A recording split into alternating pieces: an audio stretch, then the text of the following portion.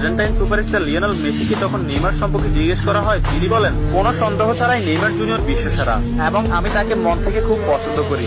এবং Argentine midfielder Rodrigo D পল বলেছেন, যারা নেইমার জুনিয়রকে ভালোবাসে না তারা ফুটবলই বোঝে না। ফ্রান্সের বিশ্বকাপ জয়ী কিলিয়ান এমবাপ্পে বলেছেন, নেইমার শুধু ফুটবলের রাজা নয়, মহারাজাও বটে। আর্জেন্টাইন গোলকিপার ইমিলিয়ানো মার্টিনেজ বলেছেন, আমি নেইমার জুনিয়রের অনেক বড় ভক্ত। আর্জেন্টাইন বিশ্বকাপ জয়ী তারকা ডিয়েগো ম্যারাডোনা বলেছেন, আগামী 10 বছরে 10 জন মেসি আসবে, কিন্তু আগামী 10,000 বছরেও একজন নেইমার আসবে না।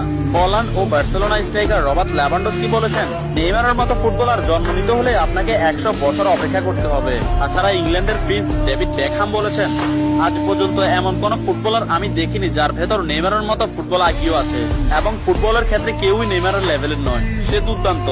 এবং আর্জেন্টাইন বিশ্বকাপ জয়ী তারকা অ্যানহেল ডি মারিয়া বলেছেন, নেইমারের সাথে যে কোনো প্লেয়ারের তুলনা করা অপরাধ। ফ্রান্সের বিশ্বকাপ জয়ী তারকা কারিম বেনজেমা বলেছেন, যারা নেইমারকে নিয়ে সমালোচনা করেন তারা ফুটবল বোঝেন না। ম্যানচেস্টার সিটির কোচ পেপ গার্দিওলা বলেছেন, আমার ক্যারিয়ারে নেইমার মানেই সবকিছু। আমি মাঝে মধ্যে নেইমারের খেলা দেখে আমার দলের উপর সেটা বিস্তার করি। এবং স্পেনের বিশ্বকাপ জয়ী তারকা জেরার্ড পিকে বলেছেন, নেইমার ইতিহাসের সেরা খেলোয়াড়। অন্যদিকে লা লিগা সভাপতি তাবাস বলেছেন, নেইমার লা লিগার সম্পদ। এক সাংবাদিক ব্রাজিল